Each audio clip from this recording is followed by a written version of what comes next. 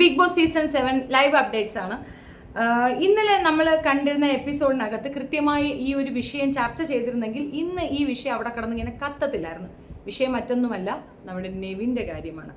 നെവിനും ഷാനവാസും തമ്മിലുള്ള ഇഷ്യൂ അവിടെ ചർച്ചയ്ക്ക് എടുക്കണമായിരുന്നു. അപ്പോൾ ഒരു ദിവസം മുമ്പേ നടന്ന ആ ചർച്ച അത് കാര്യക്ഷമതയോടുകൂടി എല്ലാവർക്കും മനസ്സിലായി, നമുക്കെല്ലാവർക്കും മനസ്സിലായി, പൊതുസമൂഹത്തിന് മനസ്സിലായി, അവിടെയുള്ള ഹൗസ് മേറ്റ്സിന് മനസ്സിലായി. പക്ഷേ മനസ്സിലായിട്ടും ഇതൊന്നും മനസ്സിലായില്ല എന്നും എൻ്റെ ഭാഗത്ത് ന്യായമുണ്ടെന്ന് സമർത്ഥിച്ചുകൊണ്ട് നടക്കുന്ന നെവീന് സപ്പോർട്ടായിട്ട് ലക്ഷ്മിയുടെ എരികേറ്റലും കൂടെ ആയപ്പോൾ പൂർണ്ണമായി എന്നാണ് എനിക്ക് മനസ്സിലായത്. ഇപ്പോൾ നടന്ന ഒരു ടാസ്ക്, അതായത് നോമിനേഷൻ ടാസ്ക്കാണ്. അതിനകത്ത് രഹസ്യമായിട്ട് നോമിനേറ്റ് ചെയ്യണം, പരസ്യമായിട്ട് നോമിനേറ്റ് ചെയ്യണം, ആർക്ക് വേണമെങ്കിലും ചൂസ് ചെയ്യാന്നുള്ളതിൽ നെവിൻ ചൂസ് ചെയ്തത് രഹസ്യമായിട്ടാണ്. ആ രഹസ്യ നോമിനേഷനിൽ നെവിൻ എടുത്തു പറഞ്ഞത് ആദിലയെയും ഷാനവാസിനെയുമാണ്. ഇത് പറഞ്ഞ ശേഷം പുറത്തേക്ക് വന്നിട്ട് ലക്ഷ്മിയോട് പറയുന്നുണ്ട്, അതിനകത്ത് കൺഫെഷൻ റൂമിൽ വെച്ച് എനിക്ക് ഇവനെ ഒന്ന് അപരാധിക്കാൻ പറ്റിയപ്പോൾ കിട്ടിയ ഒരു സമാധാനം പറയാതെ പാടില്ല എന്ന്. എന്തിനാണ് ഈ ശത്രുതയെന്ന് മനസ്സിലാകുന്നില്ല. നമ്മളൊരു തെറ്റ് ചെയ്താൽ ആ തെറ്റ് അവർക്ക് ബോധ്യപ്പെട്ടു കഴിഞ്ഞു എങ്കിൽ ആ ബോധ്യത്തിൽ നിന്നുകൊണ്ട് അവർ മാപ്പ് കൂടെ പറയുകയാണ്. അതായത് പബ്ലിക്കിൽ പറഞ്ഞ് നിങ്ങൾ അവഹേളിക്കേണ്ട എന്നുള്ളത് എൻ്റെ ഇൻറ്റൻഷൻ ആയിരുന്നു, അതങ്ങനെ പറയേണ്ടി വന്നു, അതുകൊണ്ട് ക്ഷമിക്കണം എന്നാണ് ഷാനവാസ് പറഞ്ഞത്. അല്ലാതെ നെവിനോട് പറഞ്ഞത് നുണയാണെന്ന് എവിടെയും ഷാനവാസ് പറഞ്ഞിട്ടില്ല. ഷാനവാസിന് അങ്ങനെ ഒരു എക്സ്പീരിയൻസ് ഉണ്ടായിരുന്നു നെവിൻ്റെ കയ്യിൽ നിന്ന്. നെവിൻ മിസ്യൂസ് ചെയ്യാൻ ശ്രമിച്ചിരുന്നു എന്ന് തന്നെയാണ് ഷാനവാസ് പറഞ്ഞത്.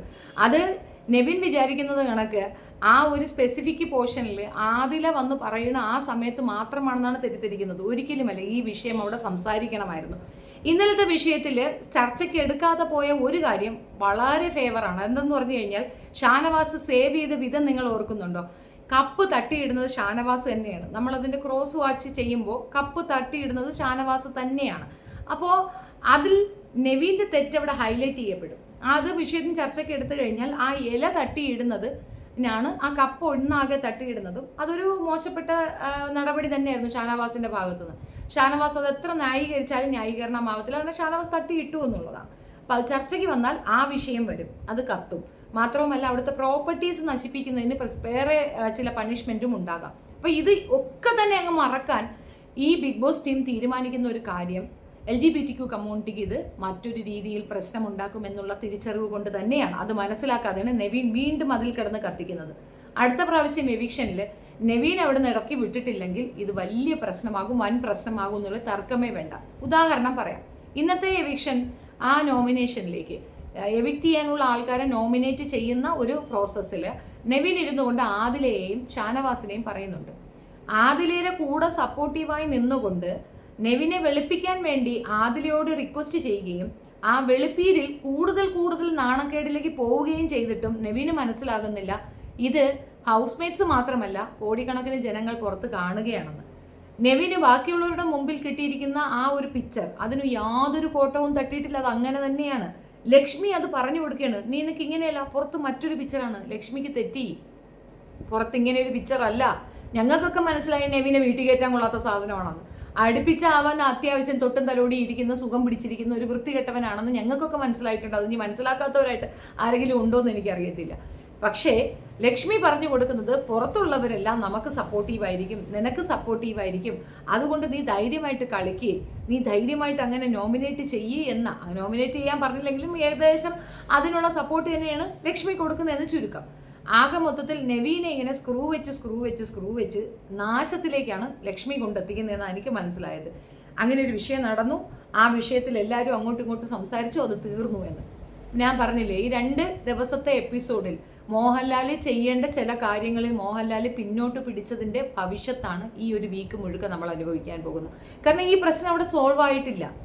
അവർക്ക് പരസ്പരം മനസ്സിലാക്കി കൊടുക്കണമായിരുന്നു, നിങ്ങൾ തെറ്റുകാരാണ് എന്ന്. ഈ 2 പേരെടുത്തും അവരവരുടെ തെറ്റുകൾ ചൂണ്ടിക്കാട്ടി ബോധ്യപ്പെടുത്തി കൊടുത്തിരുന്നെങ്കിൽ ഇന്ന് ഉള്ള ഈ പ്രശ്നം അവിടെ നിലനിൽക്കത്തില്ല. ഇപ്പോൾ അനീഷ് അഡമൻ്റായിട്ട് ആദിലയ്ക്ക് എഗൻസ്റ്റ് ആയിട്ട് അനീഷ് നോമിനേഷൻ നടത്തി. അത് പബ്ലിക് നോമിനേഷനാണ്, അത് ആദിലയ്ക്ക് നല്ല ചൊരുക്ക് കിട്ടിയിട്ടുമുണ്ട്. അപ്പോൾ ആദിലയുടെ അടുത്ത് അത് ചോദിച്ചുകൊണ്ട് വീണ്ടും അനീഷ് പ്രോബ്ലവും ക്രിയേറ്റ് ചെയ്യുന്നുണ്ട്. ഇതൊക്കെ തീർന്നു കിട്ടിയനായിരുന്നു. കാരണം ആദിലയും നൂറയും ഷാനവാസും സംസാരിച്ചെടുത്ത് അനീഷ് ഇല്ലായിരുന്നു. അനീഷ് അവിടെ ഉണ്ടായിരുന്നെങ്കിൽ ഈ പ്രശ്നം വേറെ രീതിയിൽ പോകുമായിരുന്നു. പിന്നീട് ഷാനവാസ് പറഞ്ഞ് കൺവിൻസ് ചെയ്തിട്ടുണ്ടാകാം. എന്തു തന്നെ ആയാലും അനീഷ് കൺവിൻസിങ് ആയിട്ടില്ല എന്നാണ് ഇന്നത്തെ ഒരു ആറ്റിറ്റ്യൂഡിൽ നിന്ന് മനസ്സിലാകുന്നത്. അപ്പോൾ നമ്മളൊക്കെ പ്രതീക്ഷിച്ച ആ ഒരു ചർച്ച നടക്കാതെ പോയത് കൊണ്ട് തന്നെ കഴിഞ്ഞ വീക്കിൽ നടന്ന അതേ ചർച്ചകൾ ഈ വീക്കിൽ നടക്കാൻ നല്ല സാധ്യതയുണ്ട്. ആര് എന്ത് പറഞ്ഞാലും ഷാനവാസ് അയാളുടെ നിലപാടിൽ ഉറച്ചു നിൽക്കുകയാണ്. ഷാനവാസ് പറഞ്ഞതിൽ ഉറച്ചു തന്നെ നിൽക്കുന്നുണ്ട്. ഇവർക്കൊക്കെ ഒരു തെറ്റായ ധാരണ അത് ഷാനവാസാണ് കാരണം. മാപ്പ് പറച്ചില്ലെന്ന് പറഞ്ഞു. നെവിനോട് ഞാൻ അങ്ങനെ ചെയ്തത് വേണ്ടിയിരുന്നില്ല, അത് ഞാൻ സോറി പറയുന്നു എന്ന് പറയാം. എന്തിനത് പറയാൻ പോയി? അവിടെയാണ് നെവിൻ്റെ ഉള്ളിലേക്ക് താൻ ശരിയാണെന്നും ഷാനവാസ് കുറ്റക്കാരനാണെന്നുമുള്ള ആ ഒരു ഇത് വീണിട്ടുള്ളത്.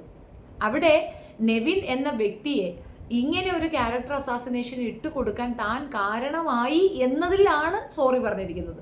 അല്ലാതെ ആ കാരണം അവിടെ ഉണ്ട്, കാരണം അവിടെ എക്സിസ്റ്റ് ചെയ്യുന്നുണ്ട്. ഷാനവാസിന് അങ്ങനെ അവൻ മിസ്ബിഹേവ് ചെയ്തിട്ടുണ്ട്. ഷാനവാസിൻ്റെ അടുത്തൊന്നും മാത്രമല്ല, ഹൗസ് മേറ്റ്സിൽ മെജോറിറ്റി ആൾക്കാർക്കും ഇതേ അഭിപ്രായം തന്നെയുണ്ട്. പക്ഷേ അയാളെ ഈ ബിഗ് ബോസിന്റെ, അതായത് പ്രത്യേകിച്ച് ഈ വീക്കെൻഡ് എപ്പിസോഡിലേക്ക് കൊണ്ടുവന്ന് വിചാരണയ്ക്ക് വെക്കുന്നതിനോട് മാത്രമാണ് ഷാനവാസിന് പൊരുത്തക്കേടുള്ളത്. ആ പൊരുത്തക്കേടാണ് ഷാനവാസ് എടുത്തു പറഞ്ഞ് മാപ്പ് പറഞ്ഞിട്ടുള്ളത്. താല്പര്യമില്ല. ആദിലയും അത് തന്നെ പറഞ്ഞു. അങ്ങനെ ഇങ്ങനെയൊന്ന് പബ്ലിക്കലി ഇത് എക്സ്പോസ് ആകാതിരിക്കാൻ ഞാൻ ശ്രദ്ധിക്കണമായിരുന്നു. എന്നെ കൊണ്ട് സാധിച്ചില്ല. ആ ഒരു സിറ്റുവേഷൻ ഞാൻ യൂസ് ചെയ്തു. എന്നെ സേവ് ചെയ്യാൻ വേണ്ടിയിട്ട് ഞാൻ ഇങ്ങനെയൊന്ന് ചെയ്തു എന്ന് പറഞ്ഞത് നെവീൻ എടുത്തിരിക്കുന്ന മറ്റൊരു രീതിയിലാണ്.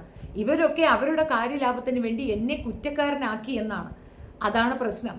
യഥാർത്ഥത്തിലുള്ള കാര്യം അവിടെ നെവീന് ബോധ്യപ്പെടുത്തി കൊടുത്തിട്ടില്ല. അറ്റ്ലീസ്റ്റ് ബിഗ് ബോസ് രഹസ്യമായിട്ടെങ്കിലും ബോധ്യപ്പെടുത്തി കൊടുക്കണം. അല്ലെങ്കിൽ നെവീൻ ഇത് വീണ്ടും ചർച്ചയ്ക്കെടുക്കും. അയാൾ തന്നെ നാറും. അയാൾ നാറുന്നതിനോടൊപ്പം ആ കമ്മ്യൂണിറ്റി, അതായത് LGBTQ കമ്മ്യൂണിറ്റി അയാൾ റെപ്രസെന്റ് ചെയ്യുന്നില്ല. അത് ആദിലേക്കുള്ള വാണിംഗ് ആണ് മോഹൻലാൽ കൊടുത്തത്. മോഹൻലാൽ വ്യക്തമായി പറഞ്ഞു, ആരും ആരെയും റെപ്രസെന്റ് ചെയ്യുന്നില്ല. How can he say that? അവർ റെപ്രസെന്റ് ചെയ്യുന്നത് അതിനെ തന്നെയാണ്.